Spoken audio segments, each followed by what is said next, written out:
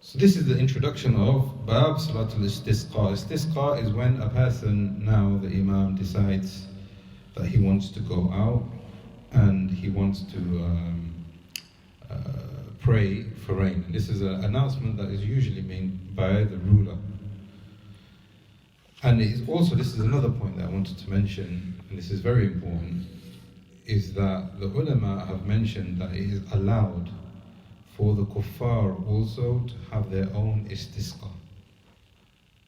Kuffar also to have their own istisqa. So can you imagine, you're living in an Islamic country and the ruler has different, religious belief, different minorities. So the Muslims are there, but there's different minorities. If the Jews or the Christians wanted to go out and do their own istisqa, they are allowed to do so. And this is something that we can even facilitate. It has conditions that we don't mix with them in making ibadah.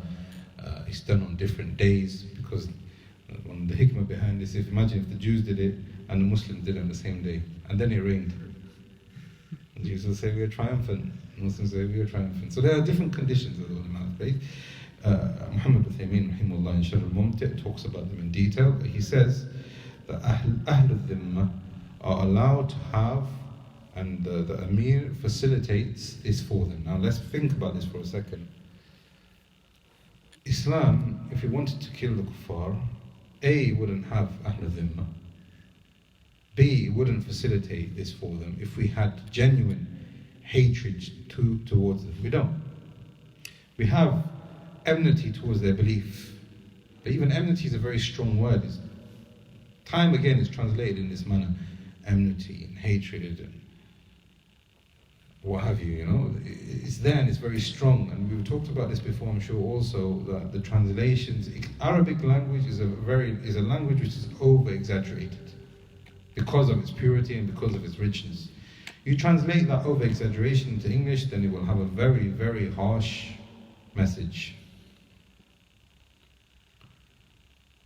In the Quran, Allah says, and this is another controversial issue, if you have a disagreement with your wife, فَعِذُهُمْ, talk to them.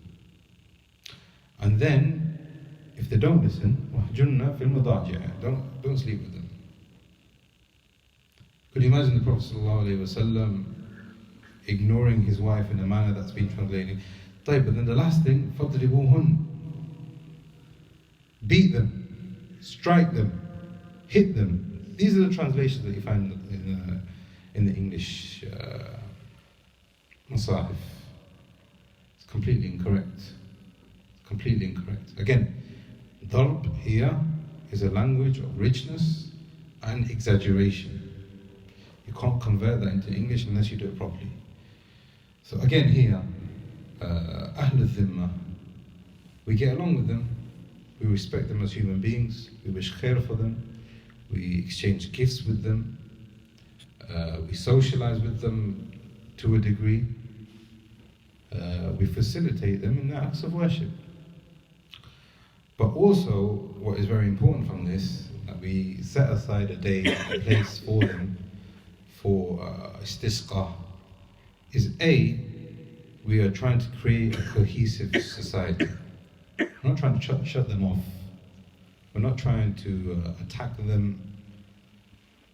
We give them the rights. That's number one.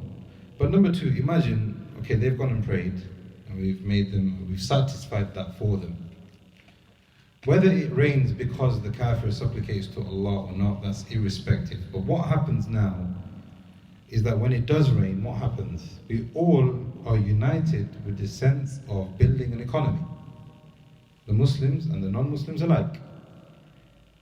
And we've taken this over again before in Khaybar and other instances where the Muslims have worked with the kuffar to create betterment for everybody.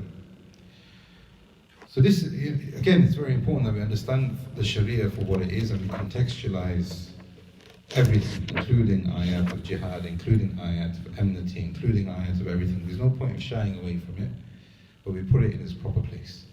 So now going into Bab Salat al-Istisqa. Istisqa again is to seek the rain. If there is a drought, the ruler tells the rulers or the imams of the masjid, hold the istisqa